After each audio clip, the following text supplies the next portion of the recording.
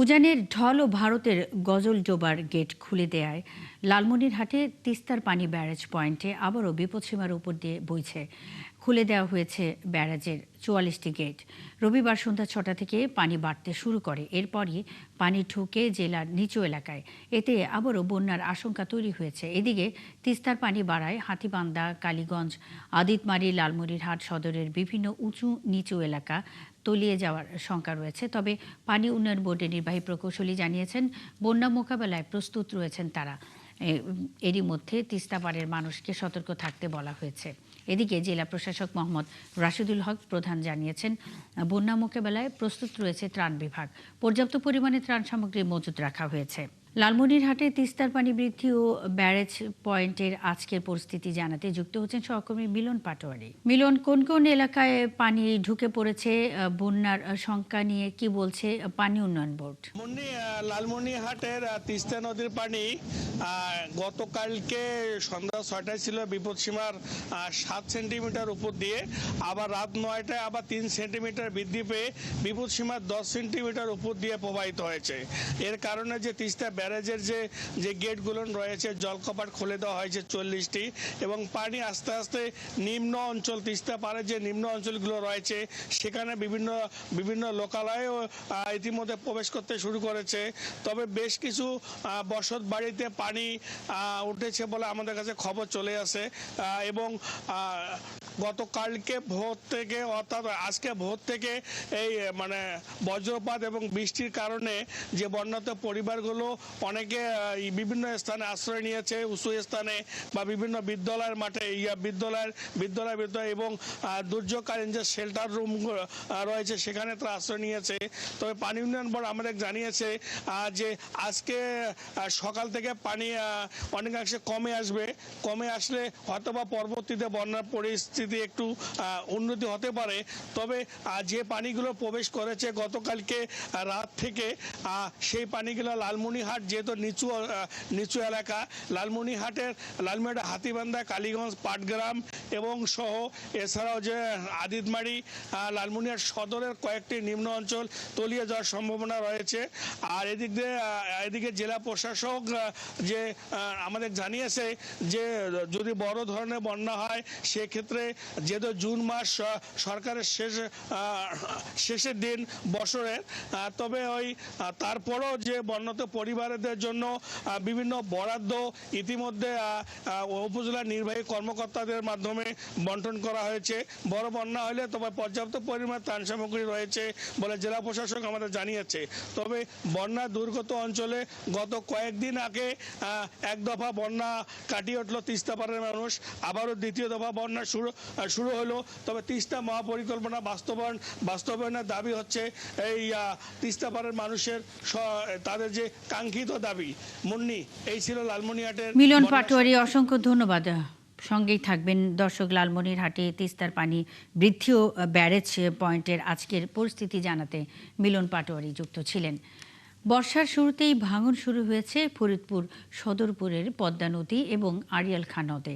এতে প্রায় ১১ কিলোমিটার এলাকার সর্বস্ব হারাচ্ছে বহু পরিবার। তাদের অভিযোগ, প্রতিদিনই বাড়িঘর, রাস্তাঘাট ও ফসলি জমি নদীতে মিশে গেলেও নীরব প্রশাসন। এদিকে পানি উন্নয়ন বোর্ড কর্তৃপক্ষ জানিয়েছে, বিষয়টি মন্ত্রণালয়ে জানানো হলেও কোনো জবাব আসেনি। মনিরুল ইসলাম টিটোর তথ্য ও ছবিতে প্রতিবেদন। প্রায় ১ মাস ধরে আড়িয়াল খাঁ নদ এবং পদ্মা নদীর ভাঙনে সদরপুর উপজেলার ঢেউখালী সহ কয়েকটি ইউনিয়নের অসংখ্য বসতবাড়ি ও ফসলি জমি নদীতে হারিয়ে গেছে। এরই মধ্যে বহু মানুষ ঘরবাড়ি হারিয়ে মানবেতর জীবনযাপন করছেন। হারিয়ে গেছে ঢেউখালী ইউনিয়নের কয়েকটি গ্রাম। এই মাটি কেটে নদীটাকে আরো নিয়ে আসতেছে। পদ্মায় তো খাচ্ছেই, কিন্তু তার চাইতে বড় খাচ্ছে এই মাটি খেকোরা। ফসলের জমি হাজার হাজার বাড়ি ঘর সমস্ত কিছু তো এই নদীর গর্ভে চলে যেতে আছে। আমরা খুব অসহায়ের মধ্যে আছি, একটু বান টান দিয়ে দিলে আমার একটু শান্তি হতো।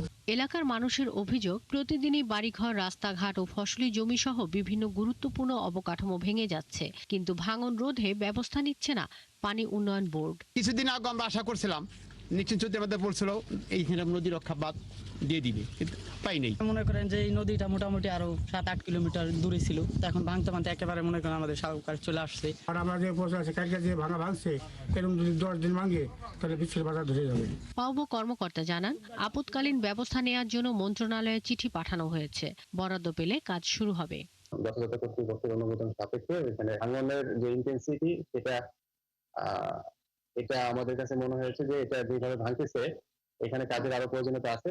স্থায়ী প্রকল্প হিসেবে আমাদের সমীক্ষা আমরা সম্পাদন করেছি। তিনি আরো জানান, ওই এলাকার ভাঙন রোধে 2টি প্রকল্প গ্রহণের পরিকল্পনা রয়েছে। শাকিলা শম্পা, 71। আড়িয়াল খাঁ নদের ভাঙন নিয়ে বিস্তারিত তথ্য জানাতে আমাদের সঙ্গে যুক্ত হচ্ছেন মনিরুল ইসলাম টিটো। টিটো, ভাঙন কোন পর্যায়ে রয়েছে এবং ভাঙন রোধে পানি উন্নয়ন বোর্ড কোনো ব্যবস্থা নিয়েছে কিনা? ফরিদপুর জেলাটি মূলত পদ্মা, আড়িয়াল খাঁ এবং মধুমতি নদী পরিবেষ্টিত। তো এই 3টা নদীতেই কিন্তু ভাঙন রয়েছে এবং প্রতি বছরই বিপুল পরিমাণ বাড়ি ঘর, ফসলি জমি এগুলো কিন্তু এই 3টি নদীতে ভাঙনের কবলে পড়ে। তো এবছরও কিন্তু বিগত কয়েক বছরের ধারাবাহিকতায় ফরিদপুরের পদ্মা এবং আড়িয়াল খাঁ 2টি নদেই ব্যাপক ভাঙন দেখা দিয়েছে এবং এই ভাঙনের কারণে এরই মধ্যে প্রায় 2 কিলোমিটার এলাকা ভেঙে ভেতরে চলে এসেছে। তো যেটি বলছেন স্থানীয়রা, ফরিদপুরের সদরপুর উপজেলার ডেউখালী ইউনিয়নের শয়তানখালী এলাকা থেকে শুরু করে উভয় প্রান্তের প্রায় 11 কিলোমিটার এলাকা জুড়েই কিন্তু ভাঙনের ভয়াবহতা এবছরও পরিলক্ষিত হচ্ছে এবং তারা যেটি বলছেন যে প্রতিদিনই তারা সেই ভাঙনের আতঙ্ক নিয়ে তাদের ঘুম ভাঙে, এমনটি তারা বলছেন এবং তারা তাদের স্থাপনাগুলো সরিয়ে নেবার চেষ্টা করছেন। তো এই এলাকার স্থায়ী বাঁধ বা আপৎকালীন ব্যবস্থা নিয়ে কথা বলে ফরিদপুরের যে নির্বাহী প্রকৌশলী পানি উন্নয়ন বোর্ডের, তার সাথে তিনি বলেছেন যে এরই মধ্যে চিঠি দিয়ে জানানো হয়েছে, কিন্তু এখন পর্যন্ত অফিসিয়ালি কোনো সিদ্ধান্ত না পাওয়ার কারণে এখন পর্যন্ত কোনো ব্যবস্থা নেওয়া হয়নি। তবে দ্রুততম সময়ের মধ্যে হয়তো ব্যবস্থা নেওয়া হবে। তিনি জানিয়েছেন যে এই এলাকাকে ঘিরে 2টি প্রকল্প নেওয়া হচ্ছে, যে প্রকল্প 2টি বাস্তবায়ন হলে আগামীতে আর এই ধরনের সমস্যার মুখোমুখি হয়তো তাদের হতে হবে না, এমনটি তারা বলছেন। অপরদিকে আমি কথা বলেছিলাম ফরিদপুর 4 আসনের যিনি সংসদ সদস্য শহীদুল ইসলাম খান বাবুল, তার সাথে তিনিও বলেছেন যে এই এলাকার মানুষের ভিটে মাটি রক্ষায় সরকারের উচ্চ পর্যায় থেকে আসলে ব্যবস্থা নেওয়া হবে এবং আগামী শুকনো মৌসুমে স্থায়ী বাঁধ নির্মাণের ব্যবস্থা করা হবে। তবে আপৎকালীন ও দ্রুততম সময়ের মধ্যে সেখানে ব্যবস্থা নেওয়ার আশ্বাসও তিনি দিয়েছেন। মনিরুল ইসলাম টিটু, অসংখ্য ধন্যবাদ যুক্ত এই তথ্য জানাবার জন্য। সঙ্গেই থাকবেন। ফরিদপুর সদরপুরে পদ্মা নদী ও আড়িয়াল খাঁ নদের ভাঙন নিয়ে বিস্তারিত তথ্য জানাতে মনিরুল ইসলাম টিটু আমাদের সঙ্গে এতক্ষণ যুক্ত ছিলেন। নেত্রকোনায় মগরা নদী তীর রক্ষার কাজে অনিয়মের অভিযোগ উঠেছে। এলাকাবাসীর প্রতিবাদের মুখে এরই মধ্যে বন্ধ হয়ে গেছে নির্মাণ কাজ। তারা জানান, নিম্নমানের কাজের কারণে শেষ হওয়ার আগেই বাঁধের বিভিন্ন অংশ দেবে গেছে। নির্মাণ কাজের গুণগত মান যাচাই করে দায়ীদের বিরুদ্ধে ব্যবস্থা নেওয়ার দাবি তাদের। অন্যদিকে এলজিইডির আশ্বাস, সব ত্রুটি সংশোধন করেই প্রকল্প বুঝিয়ে দেয়া হবে। মির্জা হৃদয় সাগরের তথ্য ছবিতে প্রতিবেদন। হাত দিয়েই ভাঙা যাচ্ছে নদী রক্ষার জন্য বসানো ব্লক, যেগুলো দিয়ে নেত্রকোনার রৌহা ইউনিয়নের তেলিকাতি এলাকার মগরা নদীর তীর বাঁধার কাজ চলছে। এলাকার লোকজনের অভিযোগ, কাজের মান একেবারেই নিম্নমানের। ব্লকগুলোতে সিমেন্টের পরিবর্তে বালু ও মাটি বেশি থাকায় হাত দিয়েই ভেঙে যাচ্ছে। বালু পাথর বলতে কিছু নাই, যে কারণে কাজ শেষ হওয়ার আগেই বিভিন্ন স্থানে ব্লক দেবে তৈরি হয়েছে গর্ত। এইদিকে কাজ শেষ হচ্ছে, ওইদিকে কাজ চলতেছে। এর মাঝে আমাদের যে ব্লকগুলা সবগুলো যে দেখেন গর্ত হয়ে গেছে, ওইদিকে ভেঙে গেছে, একদম মানে নিম্নমানের কাজ হয়েছে। যে ব্লকে আপনার যে বালু দেওয়ার কথা, যে পাথর দেওয়ার কথা, এটা দিচ্ছে না। আপনার সূর্য উপরে দিচ্ছে আপনার এক ধরনের পাথর, ভিতরে দিচ্ছে আপনার একদম মাটি। এ নিয়ে এলাকার লোকজন প্রতিবাদ করলে কাজ বন্ধ করে দেয় ঠিকাদার। মানে সবাই মিলে আমাদের সাথে আরো কয়েকজন মিলে এটা অনুরোধ করার পরে আপাতত কাজ এখানে বন্ধ রাখছে এই ব্লকের কারণে। আমরা প্রশাসনের দৃষ্টি আকর্ষণ করতেছি এবং মাননীয় সংসদ সদস্য আনোয়ারুল হক ভাইয়ের দৃষ্টি আকর্ষণ করতেছি যাতে রাস্তার কাজটা আর সুন্দরভাবে পরিচালিত হয়। তবে অনিয়মের অভিযোগ অস্বীকার করে এলজিইডির নির্বাহী প্রকৌশলী জানিয়েছেন, প্রকল্পের কাজ চলমান। কিছু জায়গায় নিম্নমানের ব্লক ব্যবহারের চেষ্টা হয়েছিল, তবে অভিযোগ পাওয়ার পর সেগুলো সরিয়ে ফেলা হয়েছে। এই চৈত্র মাসে কখনো এরকম বৃষ্টি হয়? এরকম তো হয় না, যেহেতু এই বছর আর্লি রেইন, এই জন্য আমাদের যে অংশটুকু দু এক জায়গায় ডেবে গেছে, ঠিক আছে, ডেবে গেছে কারণ কি, আমার পানিটা উপর থেকে চলে যাচ্ছে, যায় নিচ দিয়া ওই মাটিটা সরাই ফেলতেছে। এইটা যখন হয়ে যাবে, মানে ব্লকটা যখন সেটিং হয়ে যাবে, তখন আর এটা হওয়ার সুযোগ নাই। নির্মাণাধীন ২,৪৫০ মিটার রাস্তার মধ্যে ৮৫০ মিটার এলাকায় নদীর ভাঙন রক্ষায় ব্লক স্থাপন করা হচ্ছে। বনশ্রী হালদার, ৭১। মগরা নদী তীর রক্ষার নির্মাণ কাজ বন্ধের বিষয়ে আরও বিস্তারিত জানাতে নেত্রকোনা থেকে যুক্ত হচ্ছেন সহকর্মী মির্জা হৃদয় সাগর। সাগর, এলাকাবাসীদের অভিযোগগুলো কি জানাবেন? কাজের অনিয়মের বিরুদ্ধে এলজিইডির কোনো পদক্ষেপ কি নিয়েছে কিনা? আমি দাঁড়িয়ে আছি নেত্রকোনার সদর উপজেলার মূল শহরের একটি লিঙ্ক হিসেবে কাজ চলমান রয়েছে। আগামী ২৬ জুলাই এই রাস্তাটির কাজ শেষ হবে। তবে এই যে রাস্তাটি আছে ২,৪৫০ মিটার রাস্তা, এই রাস্তাটির নতুন নির্মাণাধীন কাজ চলছে। রাস্তার পাশে যে মগরা নদী আছে, মগরা নদীর বাঁধ রক্ষায় বা এই যে রাস্তাটি রক্ষায় যে ব্লক নির্মাণ করা হয়েছে, ব্লক নির্মাণে মূলত দুর্নীতি ধরা পড়েছে। আমরা যদি দেখানোর চেষ্টা করি, এখানে যে ব্লকগুলো স্থাপন করা হয়েছে, বেশিরভাগ ব্লকে দেখা গেছে বিভিন্ন জায়গায় দেবে গেছে, আবার কোথাও কোথায় ব্লকগুলো ফেটে গেছে। আমরা প্রতিবেদনে যেমনটি দেখাচ্ছিলাম যে এই ব্লক স্থাপনের সময় স্থানীয়রা বাধা দিয়েছে। স্থানীয়রা মূলত ব্লকগুলো হাত দিয়ে ভেঙে ফেলছিল। যেহেতু ব্লকগুলো হাত দিয়ে ভেঙে যায়, পাথর বা সুরকি কম ব্যবহার করা হয়েছে, এই জন্য স্থানীয়দের প্রতিবাদে এখানে নির্মাণ কাজ বন্ধ রয়েছে। আমরা এলজিডির সাথে কথা বলেছিলাম, এলজিডি আমাদের যেটি বলেছে যে আপাতত নির্মাণ কাজ বন্ধ রেখেছে তারা। তবে যে ব্লক বা অনিয়মের কথাটি তারা দায় স্বীকার করে বলেছে যে সম্পূর্ণভাবে কাজ সম্পূর্ণ করেই মূলত কাজটি হস্তান্তর করা হবে। আর যেহেতু বর্ষাকাল, আমরা যদি এখানে একটি বিষয় দেখাই যে বর্ষার শুরুতেই মূলত কাজ শেষ হওয়ার আগেই দেখা যাচ্ছে যে সবগুলো ব্লক ভেঙে গেছে বা যে ভেঙে যাচ্ছে। মানে মূলত কাজগুলো একেবারে অনিয়ম ধরা পড়েছে। স্থানীয়রা প্রতিবাদ করায়, স্থানীয়দের প্রতিবাদের মুখে এখন সম্পূর্ণ কাজই বন্ধ রয়েছে। তবে এলজিডির কর্তৃপক্ষ যেটি বলছে যে যেহেতু কাজের সময় রয়েছে, প্রয়োজনে সময় বৃদ্ধি করে সম্পূর্ণ কাজ সম্পূর্ণ করে পরে এলজিডি থেকে বুঝিয়ে দেওয়া হবে। তো স্থানীয়দের দাবি মূলত যে এই কাজগুলো, এই যে 574 কোটি টাকা ব্যয়ে যে এইখানে একটি প্রকল্প নেওয়া হয়েছে, প্রকল্পটির শুরুতে অনিয়ম ধরা পড়েছে। মূলত এইভাবে অনিয়মের মধ্যে কাজগুলো করলে মূলত নদীর তীরবর্তী যেহেতু এবং পাশাপাশি শহরের লিঙ্ক, এইগুলোতে দুর্নীতি ধরা পড়লে রাস্তাগুলো কতদিন টিকবে এটি স্থানীয়রা আশা দিতে পারতেছে না। মির্জা হৃদয় সাগর, আপনি আছেন, খোঁজখবর রাখতে থাকুন, আমাদের সঙ্গেই থাকবেন। দর্শক, মগরা নদী তীর রক্ষায় নির্মাণ কাজ বন্ধের বিষয়ে খবরাখবর নিয়ে মির্জা হৃদয় সাগর আমাদের সঙ্গে এতক্ষণ যুক্ত ছিলেন। 1 মাসে 4 দফা পুশিন চেষ্টার পর মেহেরপুরের সীমান্তে সতর্কতা বাড়িয়েছে বর্ডার গার্ড বাংলাদেশ বিজিবি। সীমান্তের বাসিন্দারাও পুশিন প্রতিরোধে বিজিবিকে সহায়তা দিচ্ছেন। ৭১ টেলিভিশনের কাছে তারা যে কোনো অনুপ্রবেশ প্রতিরোধের ঘোষণা দেন। এদিকে বিজিবি কর্মকর্তারা জানিয়েছেন, পুশিনের ক্ষেত্রে বিএসএফ আন্তর্জাতিক আইন লঙ্ঘন করছে, দ্রুত এর কূটনৈতিক সমাধান দরকার। আসিফ ইকবালের তথ্য ও ছবিতে প্রতিবেদন। মেহেরপুরে ভারতের সঙ্গে 103 কিলোমিটার সীমান্ত রয়েছে। গেল 6 জুন মেহেরপুরের তেঁতুলবাড়িয়া সীমান্ত দিয়ে বাংলাদেশের মধ্যে পুশিন করা হয় নারী, পুরুষ, শিশু, বৃদ্ধ সহ 6 জনকে। পরে তাদের ফিরিয়ে নেয় বিএসএফ। 19 জুন বুড়িপোতা সীমান্ত দিয়ে 4 জন, 25 জুন কেওড়াতলা সীমান্তে 10 জন এবং 26 জুন সর্বশেষ 3 জনকে পুশিন করার চেষ্টা করে ভারতীয় সীমান্তরক্ষী বাহিনী বিএসএফ। সবগুলো চেষ্টায় ব্যর্থ হয় বিজিবির কড়া নজরদারিতে।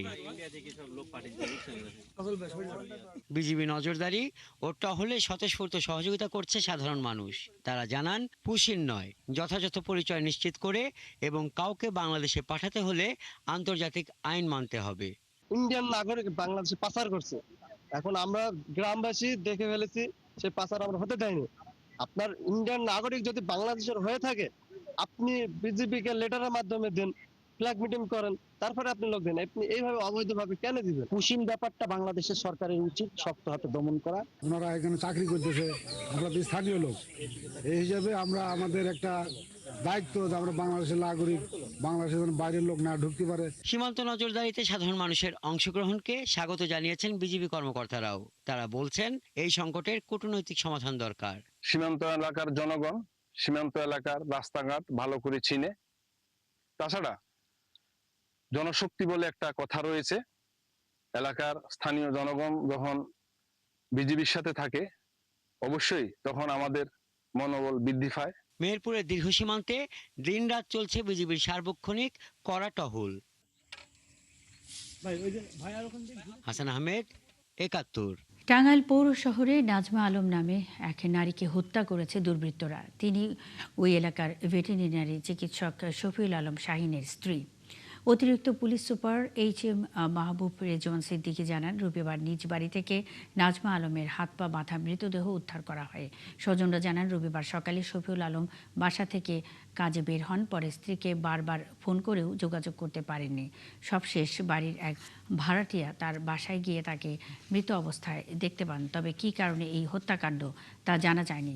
পুলিশ জানিয়েছে তারা ঘটনার তদন্ত করছে। তার হাত বাঁধা ছিল, গলাতেও রশি পেঁচানো ছিল এবং মাথায় বেশ কিছু আঘাতের দাগ আছে। তো তাকে হত্যা করা হয়েছে, এই বিষয়ে কোনো সন্দেহ নেই। তো আমাদের একাধিক ইউনিট, জেলা পুলিশের ইউনিট, ডিবি পুলিশ, এছাড়াও আমাদের টাঙ্গাইল জেলার PPI CID সহ আমরা একাধিক টিম কাজ করছি। ক্রাইম সিন টিমও আসছে আমাদের CIDর। তো এটা তাকে হত্যা করা হয়েছে। এখন কিভাবে তার মৃত্যু নিশ্চিত করা হয়েছে এটা পরবর্তীতে পোস্টমর্টেম রিপোর্টের মাধ্যমে জানা যাবে। ব্রাহ্মণবাড়িয়ার সরাইলে পাওনা টাকা নিয়ে বিরোধে দুই গ্রামবাসীর সংঘর্ষে খাদিম মিয়া নামে একজন নিহত ও অন্তত ৩০ জন আহত হয়েছেন। রবিবার রাতে উপজেলার কালীকচ্ছ ইউনিয়নের সূর্যকান্তি ও ধরন্তী গ্রামের মধ্যে এই সংঘর্ষ হয়।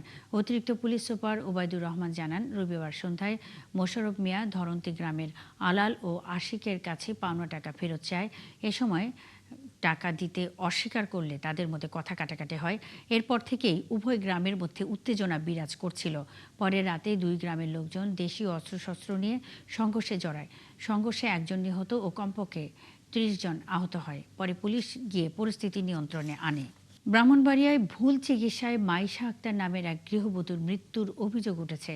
রবিবার দুপুরে ব্রাহ্মণবাড়িয়া জেনারেল হাসপাতালে চিকিৎসাধীন অবস্থায় তার মৃত্যু হয়।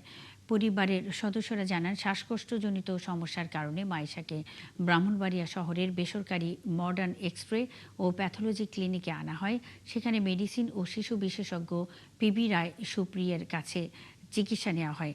এ সময় PB রায় সুপ্রিয়ের সহকারী সুধাংশু মাইশার শরীরে ইঞ্জেকশন পুশ করার সাথে সাথে মাইশা আরও বেশি অসুস্থ হয়ে পড়েন। পরে মাইশার অবস্থা বেগতিক দেখে দ্রুত মাইশাকে পাশের ব্রাহ্মণবাড়িয়া জেনারেল হাসপাতালে নিলে জরুরি বিভাগেই তার মৃত্যু হয়। এ ব্যাপারে PB রায় সুপ্রিয় জানান, ইঞ্জেকশন দেওয়ার সময় ভয়ে হৃদযন্ত্রক্রিয়া বন্ধ হয়ে মাইশার মৃত্যু হয়েছে। তবে মাইশার পরিবারের দাবি, ভুল চিকিৎসার কারণেই মাইশার মারা যায়। শেরপুরের ঝিনাইগাতি উপজেলার দিঘিরপাড় গ্রামে মহারশী নদীতে গোসল করতে গিয়ে ইদ্রিস আলী নামের এক বৃদ্ধের মৃত্যু হয়েছে। ঝিনাইগাতি থানার ভারপ্রাপ্ত কর্মকর্তা মোহাম্মদ আমিরুল ইসলাম জানান, রবিবার সন্ধ্যায় নিহতের বাড়ি থেকে প্রায় ১.৫ কিলোমিটার দূরে নদীতে ভাসমান অবস্থায় তার মৃতদেহ উদ্ধার করে এলাকার লোকজন। দীর্ঘদিন ধরে অসুস্থ ইদ্রিস আলী রবিবার বিকেলে কাউকে কিছু না জানিয়ে নদীতে গোসল করতে যান। পরে সন্ধ্যায় নদীতে তার মরদেহ ভেসে উঠলে স্থানীয়রা উদ্ধার করে বাড়িতে নিয়ে আসেন। পরে পুলিশ আইনগত প্রক্রিয়া শেষে তার মৃতদেহ পরিবারের কাছে হস্তান্তর করে। জামালপুরের সরিষাবাড়িতে বিদ্যুৎ স্পৃষ্টে সাইদ হোসেন নামে এক যুবকের মৃত্যু হয়েছে। রবিবার রাতে উপজেলার ডোয়াইল ইউনিয়নের চরবালিয়া গ্রামে এ ঘটনা ঘটে। পুলিশ ও নিহতের পরিবার জানান, রবিবার সন্ধ্যা ৭টার দিকে বসত বাড়ির পাশে নিজ দোকানের সিরিজ লাইনে 2 পিনে সংযোগ দিতে গিয়ে লিকেজ তারের সাথে জড়িয়ে আহত হন সাইদ। পরে পরিবারের লোকজন তাকে উদ্ধার করে উপজেলা স্বাস্থ্য কমপ্লেক্সে নিলে কর্তব্যরত চিকিৎসক তাকে মৃত ঘোষণা করেন। পুলিশ গিয়ে মৃতদেহের সুরত হাল করেছে। পরিবারের লোকজনের অভিযোগ না থাকায় মৃতদেহ দাফনের অনুমতি দেওয়া হয় বলে জানায় পুলিশ। সারা দেশে একযোগে ভিটামিন A+ ক্যাম্পেইন শুরু হয়েছে। রবিবার সকাল ৮টা থেকে বিকেল ৪টা পর্যন্ত একযোগে পরিচালিত এই কর্মসূচির আওতায় 6 মাস থেকে 59 মাস বয়সী শিশুদের ভিটামিন এ ক্যাপসুল খাওয়ানো হয়। সহকর্মীদের তথ্য ছবিতে প্রতিবেদন। চট্টগ্রাম সিটি কর্পোরেশনের উদ্যোগে রবিবার সকাল থেকে নগর জুড়ে শুরু হয় ভিটামিন এ প্লাস ক্যাম্পেইন কার্যক্রম। নগরীর চসিক জেনারেল হাসপাতালে এই কর্মসূচির উদ্বোধন করেন mayor doctor Shahadat Hossain. Each and every সেন্টারে কিন্তু যেখানে কেউ যেতে পারে, তারপরে যদি কেউ বাদ যায়, আমাদের যে ভ্রাম্যমাণ টিম আছে সেই ভ্রাম্যমাণ টিম তারা গিয়ে সেখানে ভিটামিন এ প্লাস ক্যাপসুল তাদের খাওয়াবে। জেলা সিভিল সার্জন কার্যালয়ের তথ্য অনুযায়ী চট্টগ্রাম জেলায় 6 থেকে 11 মাস বয়সী 96,079 জন এবং 12 থেকে 59 মাস বয়সী 7,46,090 জন শিশু সহ মোট 8,42,169 শিশুকে ভিটামিন এ ক্যাপসুল খাওয়ানোর লক্ষ্যমাত্রা নির্ধারণ করা হয়েছে। বরিশাল নগরীতে শিশুদের টিকা খাইয়ে ক্যাম্পেইনের উদ্বোধন করেন সিটি কর্পোরেশনের প্রশাসক বিলকিস আক্তার জাহান শিরিন। তিনি বলেন, কেন্দ্র থেকে কোনো শিশু বাদ পড়লে তাকে সিটি কর্পোরেশনে নিয়ে এলে ক্যাপসুল খাওয়ানো হবে। আমরা চাই একটি শিশু যেন এই টিকা থেকে বাদ না যায় এবং একটি সুস্থ বাচ্চার জন্য এই টিকাটা যে কত প্রয়োজন। কুমিল্লায় 10,08,097 জন শিশুকে বয়স ভেদে নীল ও লাল রঙের ভিটামিন এ ক্যাপসুল খাওয়ানো হয়। সকালে নগর ভবন প্রাঙ্গণে জাতীয় ভিটামিন এ প্লাস ক্যাপসুল ক্যাম্পেইনের উদ্বোধন করেন কুমিল্লা সিটি কর্পোরেশনের প্রশাসক ইউসুফ মোল্লা টিপু। এদিকে সিলেট নগরীর বিনোদনী নগর মাতৃসদন কেন্দ্রে কর্মসূচির উদ্বোধন করা হয়। এ সময় সিটি কর্পোরেশনের প্রশাসক আব্দুল কাইয়ুম চৌধুরী বলেন, শিশুর সুস্থ বিকাশ ও রোগ প্রতিরোধ ক্ষমতা বৃদ্ধিতে ভিটামিন এ অত্যন্ত গুরুত্বপূর্ণ। সকলেই যাতে তার নিকটস্থ এই স্বাস্থ্য কেন্দ্রে নিয়ে তার বাচ্চাকে এই এ ভিটামিন ক্যাপসুল খেয়ে নিয়ে আসা। বিভাগীয় নগরী রংপুরেও দিনব্যাপী এ কর্মসূচির আওতায় নগরীর 86,000 শিশুকে ভিটামিন এ ক্যাপসুল খাওয়ানোর লক্ষ্যমাত্রা নির্ধারণ করা হয়। এছাড়া নওগাঁ, নড়াইল, ঝালকাঠি, ফেনী সহ সারা দেশে ব্যাপক উৎসাহ উদ্দীপনার মধ্য দিয়ে ভিটামিন এ প্লাস ক্যাম্পেইন করা হয়। নূর তাজমিন নীর, 71। পিরোজপুরে বাড়ছে ডেঙ্গুর প্রকোপ। বরিশাল বিভাগের মধ্যে সবচেয়ে বেশি ডেঙ্গু রোগী শনাক্ত হয়েছে এই জেলায়। গেল 24 ঘন্টায় 20 জন ডেঙ্গু আক্রান্ত হয়ে হাসপাতালে ভর্তি হয়েছেন। এদিকে চলতি মাসে ডেঙ্গুতে একজনের মৃত্যুর তথ্য জানিয়েছে স্বাস্থ্য বিভাগ। তরিকুল ইসলামের তথ্য ও ছবিতে প্রতিবেদন। হঠাৎ করেই দেশে বেড়েছে ডেঙ্গুর প্রাদুর্ভাব, আর সবচেয়ে বেশি রোগী বরিশাল বিভাগে। এই বিভাগের পিরোজপুর জেলায় একদিনেই 20 জন ডেঙ্গু আক্রান্ত হয়ে হাসপাতালে ভর্তির রেকর্ড হয়েছে। বর্তমানে পিরোজপুর জেলা হাসপাতালে ডেঙ্গু আক্রান্ত হয়ে 22 জন রোগী চিকিৎসা নিচ্ছেন। রোগীর চাপ সামলাতে হিমশিম অবস্থা হাসপাতাল কর্তৃপক্ষের। এমন পরিস্থিতিতে ডেঙ্গু রোগীদের জন্য আলাদা ওয়ার্ড চালুর দাবি ভুক্তভোগীদের। চিকিৎসার মান ভালো আছে, চিকিৎসা যা হয়েছে ভালোই আছে, কিন্তু জায়গা স্বল্পতার কারণে রোগ সম্পূর্ণ মেকআপ হয় না। বেড নাই, এটা তো আমরাই বলতে আছি যে বেড নাই, এর লেগে আমরা বেড পাই নাই। ডেঙ্গু, তারপর হামের রোগী, মানে তারপর আছে না ঠান্ডা, মানে এদিন আমরা আলাদা আলাদা থাকতে চাই। এটি ছড়াই দিচ্ছে না রোগ, এর জন্য তো আলাদা যাচ্ছি, যে বেড জানি আলাদা হয়, বাচ্চারা থাকে আসলে শান্তি পাইব। ডেঙ্গু রোগীর মশায় যদি একটা কামড় দেয়, আক্রান্ততে আমাদের এটা জড়িত হতে পারে, তাই এটা আমাদের সাধারণ রোগীর জন্য এটা রিস্ক। জেলা সিভিল সার্জন জানিয়েছে, ডেঙ্গু আক্রান্তদের চিকিৎসা সেবা দিতে ডেঙ্গু কর্নার চালু করা হয়েছে। রোগীদের পর্যবেক্ষণের জন্য বিশেষ মেডিকেল টিমও গঠন করা হয়েছে। আমাদের 100 শয্যা হাসপাতাল, কিন্তু আমাদের এখানে প্রচুর পরিমাণে রোগী থাকে। তারপরে আমরা ছোট একটি ডেঙ্গু কর্নার করেছি এবং সেখানে ডেঙ্গু রোগীদের চিকিৎসা দেওয়া হচ্ছে। আমাদের মেডিকেল টিম আছে, সেখানে বিশেষজ্ঞ চিকিৎসক আছেন এবং সাথে নার্স এবং ওয়ার্ড বয় এবং মেডিকেল অফিসার তারাও আছেন। আমরা আমাদের সাধ্যমতো চেষ্টা করে যাচ্ছি ডেঙ্গু চিকিৎসা করে দেওয়ার জন্য। জেলা স্বাস্থ্য বিভাগের তথ্য বলছে, জেলাটিতে 1 জানুয়ারি থেকে এ পর্যন্ত ডেঙ্গু আক্রান্ত হয়ে 417 জন হাসপাতালে ভর্তি হয়েছে। শান্ত ইসলাম, 71। পিরোজপুরের ডেঙ্গু পরিস্থিতি জানাতে যুক্ত হচ্ছেন সহকর্মী তরিকুল ইসলাম। তরিকুল, ডেঙ্গু পরিস্থিতি কোন পর্যায়ে আছে এবং চিকিৎসকরা কি বলছেন? ডেঙ্গু মোকাবেলায় কি পদক্ষেপ নেওয়া হচ্ছে?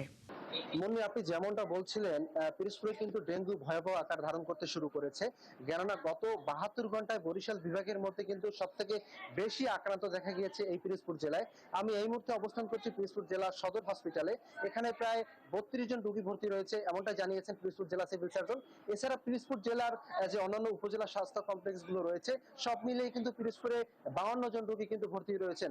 আমি এই সদর হসপিটালে যে রয়েছি, এখানে কিন্তু ডেঙ্গু আক্রান্তের যে রোগীরা রয়েছেন তারা কিন্তু আসলে সাধারণ যে রোগীরা এবং ডেঙ্গু আক্রান্ত যে রোগীরা তারা কিন্তু একই সাথে রয়েছেন, যার কারণে প্রশ্ন ওঠে।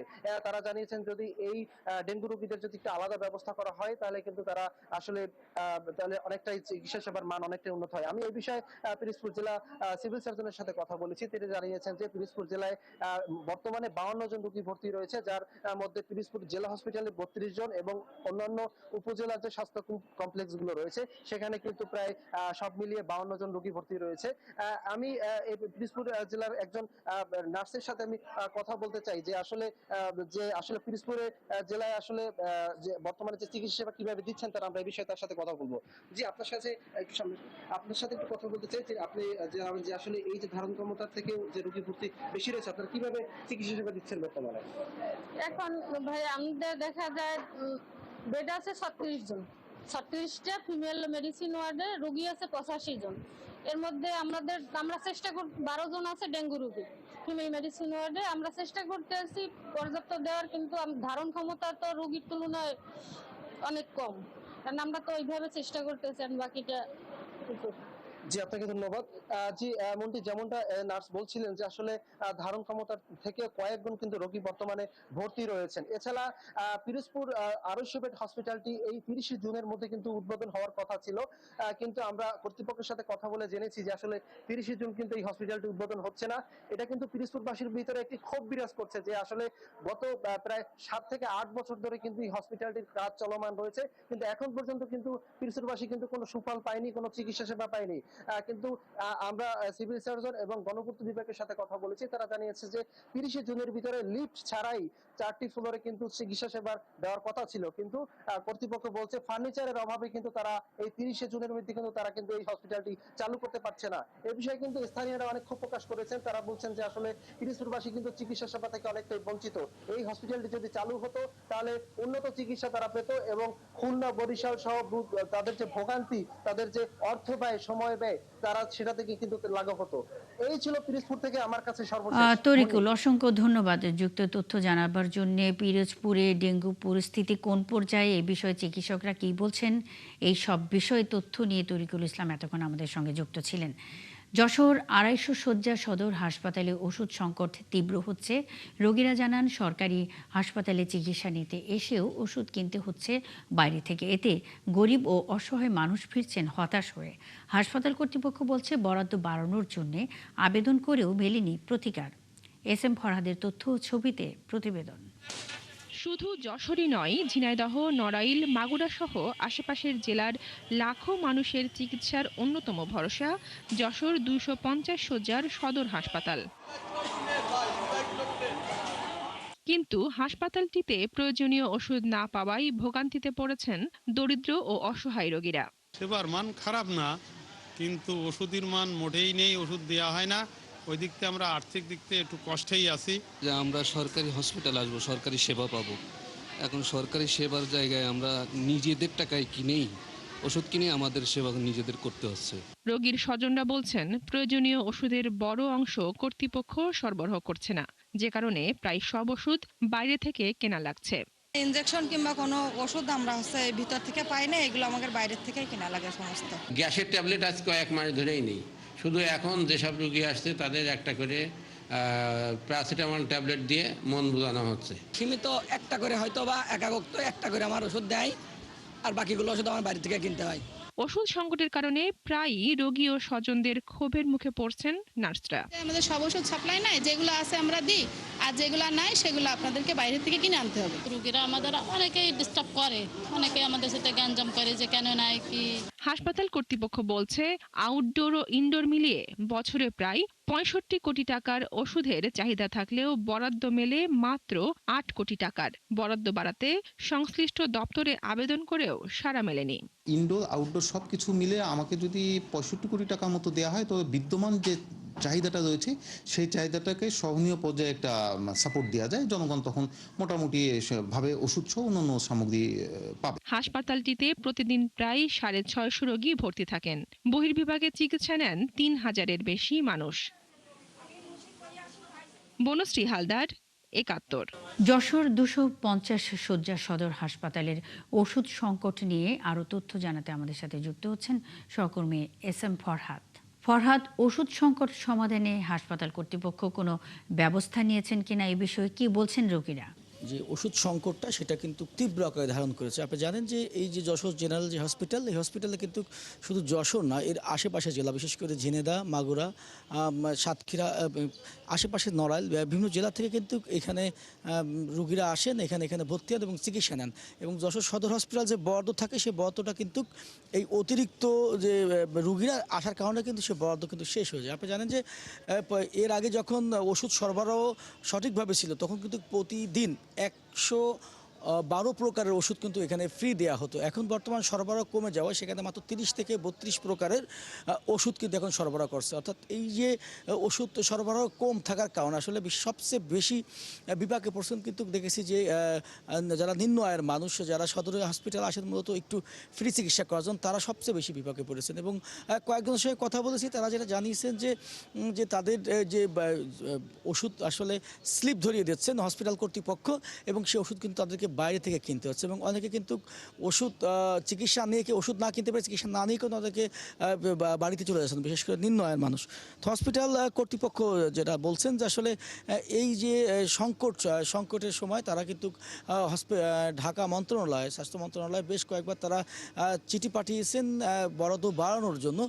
এখনও পর্যন্ত আসলে যে বরাদ্দর বিষয়টা এখনও পর্যন্ত বরাদ্দ বাড়েনি, বা এই ধরনের কোনো ওষুধ বা কোনো টাকা অর্থ এখনও স্বাস্থ্য মন্ত্রণালয় ছাড় দেননি। সেই কারণে আসলে হসপিটাল কর্তৃপক্ষ প্রতিদিনই কিন্তু যে ওষুধের সংকট সেটা কিন্তু প্রতিদিনই কিন্তু তীব্র হচ্ছে। এবং এই তীব্রতার কারণে নিম্ন আয়ের মানুষ তারা যেমন ভোগান্তি পড়ছেন, সাধারণ মানুষও কিন্তু ভোগান্তিতে পড়তেছেন। আপনি জানেন যে এখানে যারা ভর্তি থাকেন, এর পাশাপাশি 600 থেকে 650 রোগী সবসময় ভর্তি থাকেন, 250 বেডের হসপিটাল। এর পাশাপাশি কিন্তু প্রতিদিন প্রায় 2,500 থেকে 3,000। SM ফরহাদ, আপনি আছেন, খবর রাখতে থাকুন, আমাদের সঙ্গেই থাকবেন। যশোর 250 শয্যা সদর হাসপাতালের ওষুধ সংকট নিয়ে কথা বলতে যশোর থেকে SM ফরহাদ যুক্ত ছিলেন। সিরাজগঞ্জের এনায়েতপুর মণ্ডলপাড়া থেকে শাহজাদপুরের আহমেদপুর পর্যন্ত 29 কিলোমিটার মাটির সড়কে খানাখন্দের কারণে দুর্ভোগে পড়েছেন যাত্রীরা। সামান্য বৃষ্টিতেই এই সড়ক একেবারে চলাচলের অযোগ্য হয়ে পড়েছে। রাস্তাটি দ্রুত মহাসড়কে রূপান্তর করার দাবি এই পথে চলাচলকারীদের। ইউসুফ দিয়ান রাজুর তথ্য ছবিতে প্রতিবেদন। গত প্রায় 6 বছর আগে 135 কোটি টাকায় যমুনা ও হুরাসাগর নদীর তীরবর্তী শাহজাদপুরের পাঁচিল থেকে আহমেদপুর পর্যন্ত 21 কিলোমিটার বন্যা নিয়ন্ত্রণ বাঁধে রাস্তা নির্মাণ করা হয়। এছাড়া মোনাকোষা থেকে এনায়েতপুর মণ্ডলপাড়া পুরাতন সড়ক 8 কিলোমিটার মাটির নতুন রাস্তা নির্মাণের কাজ অনেকটাই শেষ হয়েছে। তবে এর মধ্যেই সৈয়দপুর, পাঁচিল, রূপসী, খোকসাবাড়ি সহ বিভিন্ন অংশে খানাখন্দের সৃষ্টি হয়। পুরো 29 কিলোমিটার রাস্তা এখন চরম দুর্ভোগে পরিণত হয়েছে। তাই তীব্র ক্ষোভ জানান এলাকাবাসী। পাঁচিল থেকে আমাদের এই এনায়েতপুর মণ্ডলপাড়া পর্যন্ত রোডটা ভাঙ্গা, এখানে আমরা ভ্যান রিক্সা দিয়ে চলাচল করি, আমাদের খুব অসুবিধা হয়। রাস্তাঘাটের কারণে প্রশাসনও আমাদের সেবা দিতে পারতেছে না। ভ্যান চলতে পারে না, রিক্সা চলতে পারে না, ট্রাক চলতে পারে না, বাস চলতে পারে না, এবং পাশে বড় একটা হাসপাতাল, এদিক দিয়ে অনেক সমস্যা। রাস্তাটিতে এখন কোনো যানবাহন চলতে চায় না। বৃষ্টি হলে কাদা পানিতে পায়ে হেঁটেও যাতায়াত করা যায় না। রাস্তা জুড়ে গর্তের কারণে গাড়ির যন্ত্রাংশ নষ্ট হচ্ছে। তাই সড়কটি জরুরি ভিত্তিতে পাকা করার দাবি এলাকাবাসীর। রাস্তায় যে পরিমাণ ধুলা বা বৃষ্টির দিনে যে পরিমাণ কাদার জন্য একেতে গাড়ি নিয়ে যাওয়া যায় না, ধুলার জন্য যারা এখানে দোকানপাটে যারা লোকজন আছে তাদেরকে রাত্রে গেলে বাসায় গেলে কেউ চিনতে পারে না, এত পরিমাণ ধুলা। ইনাদপুর হাট বৃহত্তম হাট, এখানে রাস্তাঘাটে গাড়ি ঘোড়া না আসলে আমাদের ব্যবসা বাণিজ্য আলাদা অনেক ক্ষতি হয়ে যায়। সিরাজগঞ্জের সায়দাবাদ, এনায়েতপুর ও কৈজুরি থেকে বেড়া পর্যন্ত মাটির বাঁধটি যুক্ত করে পাবনা পর্যন্ত 3টি সড়কে সমন্বয় করে 88 কিলোমিটার মহাসড়ক নির্মাণের প্রস্তুতি চলছে বলে জানালেন সড়ক ও জনপথ বিভাগের নির্বাহী প্রকৌশলী। আমরা একটা নতুন করে রাস্তা নির্মাণ করব, এই রাস্তা নির্মাণ করলে ওই অত্র এলাকার মানুষজনের অনেক সুবিধা হবে। এই জন্য প্রকল্প প্রস্তুত করা হয়েছে বলে আমরা পাঠিয়ে দিব। এটা যত দ্রুত সম্ভব এটা যদি অনুমোদন হয় তখন আমাদের কাজ করলে সাধারণ মানুষ উপকার পাবে। 3টি সড়ক যুক্ত করতে 1755 কোটি টাকা ও 350 কোটি টাকার প্রকল্পের আওতায় বেড়ার হুরাসাগর নদীতে 900 মিটার সেতু নির্মাণ করবে সড়ক বিভাগ। আল ইমরান, 71। সিরাজগঞ্জের এনায়েতপুরের কাঁচা রাস্তায় মানুষের ভোগান্তির বিষয়ে বিস্তারিত তথ্য জানাতে যুক্ত হচ্ছেন সহকর্মী ইউসুফ দেওয়ান রাজু। রাস্তা মেরামতে কি উদ্যোগ নিচ্ছে সংশ্লিষ্ট কর্তৃপক্ষ? দুর্ভোগ কমাতে বিকল্প কোনো ব্যবস্থা কি নেওয়া হচ্ছে কিনা? হ্যাঁ, সিরাজগঞ্জের তার সমৃদ্ধ এনায়েতপুর থেকে যে শাহজাদপুরের আহমেদপুর পর্যন্ত যে কাঁচা সড়কটি 29 কিলোমিটার কাঁচা সড়কটি কিন্তু এই অঞ্চলের মানুষের কাছে এখন দুর্ভোগের অন্যতম কারণ হয়ে দাঁড়িয়েছে। বিশেষ করে এই অঞ্চলের যে এনায়েতপুরের তাঁতহাট এবং সোহাগপুর এবং শাহজাদপুরের যে ঐতিহ্যবাহী তাঁতহাটের যাতায়াতের জন্য যে দুর্ভোগ, এই দুর্ভোগটা এই অঞ্চলের মানুষের জন্য এখন চরম আকার ধারণ করেছে। বিশেষ করে এনায়েতপুরের যে দেশের বৃহৎ যে হাসপাতাল রয়েছে, জরুরি প্রয়োজনে খাজা ইউনূস মেডিকেল কলেজ হসপিটালে রোগী পরিবহনের ক্ষেত্রেও অনেক কষ্টসাধ্য হয়ে পড়েছে এই অঞ্চলের মানুষ। আপনাকে একটা বিষয় জানিয়ে রাখি, প্রায় 7 বছর আগে 135 কোটি টাকা ব্যয়ে যমুনা ও হুরাসাগর নদীর তীরবর্তী শাহজাদপুরের পাঁচিলা থেকে আহমেদপুর পর্যন্ত 40 ফুট প্রশস্তের 21 কিলোমিটার বন্যা নিয়ন্ত্রণ বাঁধের রাস্তা নির্মাণ করা হয়। তবে পাকা না হয় 2 বছরের মধ্যেই সড়কের বিভিন্ন অংশ ভেঙে যায়। বর্তমানে এই সড়কটি কান্নার সড়ক হিসেবে পরিচিতি পেয়েছে। প্রতিদিন যানবাহন চলাচল ক্ষেত্রেও বিশেষ ভাড়া গুনতে হচ্ছে এই অঞ্চলের মানুষদের। স্থানীয়দের দাবি দ্রুত সড়কটি সংস্কার করে পাকাকরণ করা হোক এবং প্রস্তাবিত মহাসড়ক প্রকল্প দ্রুত বাস্তবায়ন করে এই অঞ্চলের মানুষের দুর্ভোগ কামানোর জন্য সরকারের প্রতি আহ্বান জানিয়েছে। দ্রুত সময়ে রাস্তাটি পাকাকরণ না হলে বৃহত্তর আন্দোলন করারও হুঁশিয়ারি দিয়েছেন এই অঞ্চলের মানুষ। তবে সুখবর জানিয়েছেন সিরাজগঞ্জ সড়ক বিভাগের নির্বাহী প্রকৌশলী ইমারুল হক। তিনি জানিয়েছেন যে এই সড়কটি সংযুক্ত করে 3টি সড়কের সমন্বয়ে 88 কিলোমিটার রাস্তা নির্মাণের কিন্তু তারা একটি প্রকল্প ইতিমধ্যেই মন্ত্রণালয়ে পাঠিয়েছেন। এই প্রকল্পটি বাস্তবায়নের মধ্য দিয়ে এই অঞ্চলের মানুষের দীর্ঘদিনের যে দুর্ভোগ সেটা কিন্তু লাঘব হবে বলে তিনি আমাদেরকে জানিয়েছেন। এই প্রকল্পটি অনুমোদনের মধ্য দিয়ে এই দ্রুত সময়ের মধ্যে টেন্ডার প্রক্রিয়া শেষ করে এই রাস্তার কাজটি শুরু করবেন বলে এই নির্বাহী প্রকৌশলী আমাদেরকে জানিয়েছেন। তবে এই অঞ্চলের মানুষের দীর্ঘদিনের দাবি বিগত সরকার। ইউসুফ দেওয়ান রাজু, অসংখ্য ধন্যবাদ যুক্ত হয়ে তথ্য জানাবার জন্য। সঙ্গেই থাকবেন সিরাজগঞ্জের এনায়েতপুরের কাঁচা রাস্তায় মানুষের ভোগান্তির বিষয়ে বিস্তারিত তথ্য নিয়ে ইউসুফ দেওয়ান রাজু আমাদের সঙ্গে এতক্ষণ যুক্ত ছিলেন। দুর্নীতি ও অনিয়মের অভিযোগে সাময়িক বরখাস্ত হওয়া নরসিংদীর রায়পুরায় সরকারি আদিয়াবাদ ইসলামিয়া উচ্চ বিদ্যালয় ও কলেজের অধ্যক্ষ নূর সাখাওয়াত হোসেন মিয়াকে আবারও পুনর্বহাল করায় ক্ষোভ জানিয়েছেন শিক্ষক ও এলাকাবাসী। তবে অভিযুক্ত অধ্যক্ষ বলছে তদন্ত নির্দোষ প্রমাণ হওয়ায় তাকে বহাল করেছে শিক্ষা মন্ত্রণালয়। তার শিক্ষক ও এলাকাবাসী বলছে অধ্যক্ষের বিরুদ্ধে 9টি অভিযোগের মধ্যে 4টি প্রমাণিত হয়েছে। মোবারক হোসেনের তথ্য ও ছবিতে প্রতিবেদন। নরসিংদীর রায়পুরার সরকারি আদিয়াবাদ ইসলামিয়া উচ্চ বিদ্যালয় ও কলেজের অধ্যক্ষ নূর সাখাওয়াত হোসেন মিয়া দায়িত্ব নেন 2005 সালে। অভিযোগ রয়েছে আওয়ামী লীগ সরকারের সময় রাজনৈতিক প্রভাব খাটিয়ে তিনি নানা অনিয়ম ও দুর্নীতিতে জড়িয়ে পড়েন। শিক্ষকদের কাছ থেকে অর্থ আদায়, এফডিআর এর লভ্যাংশ আত্মসাৎ এবং নারী শিক্ষকদের সঙ্গে অসদাচরণের অভিযোগ তদন্তে প্রমাণিত হয় তাকে সাময়িক বরখাস্ত করা হয়েছিল। তবে 1.5 বছর পর শিক্ষা মন্ত্রণালয় তাকে আবারও শপথে বহাল করে। চাকরিতে বরখাস্ত ছিলাম, এইটার সময় টাকা নেছে, সরকারিকরণের কথা বলে যে সরকারিকরণ হবে, তোমাদের টাকা দাও, নাহলে সরকারিকরণ ফাইল পাঠানো যাবে না। ব্যবহার দিক থেকে আমরা অনেক সময় অনেক দুর্ব্যবহার শিকার হয়েছি। কথাগুলো আমাদের নারীদের বিপক্ষে অনুকূলে না গিয়ে প্রতিকূলে গিয়েছে, সেরকম মানে মুখ দিয়ে অনেক সময় অনেক কথা চলে আসে, যেটা নাকি একটা শিক্ষক সুলভ আচরণ হতে পারে না। প্রতিষ্ঠান সরকারিকরণের নিয়ম হচ্ছে deed of gift. Deed of গিফটে সব সরকারকে বুঝাই দিতে হয়, কিন্তু উনি একটা অ্যাকাউন্ট প্রায় 24 লক্ষ টাকা ছিল, এটা উনি হাইড করেছে। তার এখান থেকে অপসারণ করে একদম নতুন ভালো প্রিন্সিপাল এখানে নিয়োগ দেওয়ার জন্য আমরা জোর দাবি জানাই। নরসিংদী সরকারি কলেজের অধ্যক্ষের নেতৃত্বে তদন্তে 4টি অভিযোগ প্রমাণিত হলেও শিক্ষা মন্ত্রণালয়ের প্রজ্ঞাপনে অভিযোগ প্রমাণিত হয়নি উল্লেখ করে তাকে পুনর্বহাল করা হয়। বর্তমানে জনরোষের কারণে তিনি ক্যাম্পাসে যেতে পারছেন না। অধ্যক্ষের দাবি, তার বিরুদ্ধে আনা অভিযোগগুলো উদ্দেশ্য প্রণোদিত এবং তারা যে মিথ্যা বারবার অপপ্রচার চালাচ্ছে, এই মিথ্যা অপপ্রচারগুলি বন্ধ করে তাদের বিরুদ্ধে যারাই সাথে জড়িত তাদের বিরুদ্ধে আইনগত ব্যবস্থা গ্রহণ করবে, এই আশা আমি কামনা করি। চলমান টানাপোড়েনে শিক্ষার্থীদের পড়াশোনায় যাতে কোনো সমস্যা না হয় সেজন্য সব ধরনের ব্যবস্থা নেওয়ার কথা জানান জেলা প্রশাসক। এটি যাতে সুন্দরভাবে চলে সেই বিষয়ে জেলা প্রশাসন কাজ করছে, এবং যেহেতু এই বিষয়টি আমরা অবগত হয়েছি, এটি কিভাবে সুন্দরভাবে এটি সমাধান করা যায় এবং এটি সুষ্ঠুভাবে একটি বিদ্যালয় যাতে পরিচালিত হয় সেই বিষয়ে জেলা প্রশাসন ব্যবস্থা নেবে। অভিযোগের নিরপেক্ষ তদন্ত এবং শিক্ষাঙ্গনে স্বাভাবিক পরিবেশ ফিরিয়ে আনার দাবি শিক্ষক, শিক্ষার্থী ও এলাকাবাসীর। আল ইমরান, ৭১। প্রধানমন্ত্রীর উদ্বেগ ও নির্দেশের পর নরসিংদীতে কুকুরের গলায় ইট বেঁধে নদীতে ফেলে দেওয়ার ঘটনায় জড়িত ৩ জনই আটক হয়েছেন। তবে মূল আসামি মোহাম্মদ আলীকে জামিন দিয়েছেন আদালত। এর আগে ঘটনার নির্দেশদাতা শাহিন আরা বেগম ও রমজান আলীকে শনিবার সন্ধ্যায় নরসিংদী শহরের নতুন বাসস্ট্যান্ড ও নাগরিয়াকান্দি এলাকা থেকে গ্রেপ্তার করে পুলিশ। মোবারক হোসেনের তথ্য ও ছবিতে প্রতিবেদন। বুধবার বেলা 11:30টার দিকে নরসিংদীর নাগরিয়াকান্দি সেতু থেকে একটি কুকুরের গলায় ইট বেঁধে মেঘনা নদীতে ফেলে দেয় মোহাম্মদ আলী নামের এক তরুণ। এই ভিডিও সামাজিক যোগাযোগ মাধ্যমে ছড়িয়ে পড়লে ব্যাপক সমালোচনা শুরু হয়।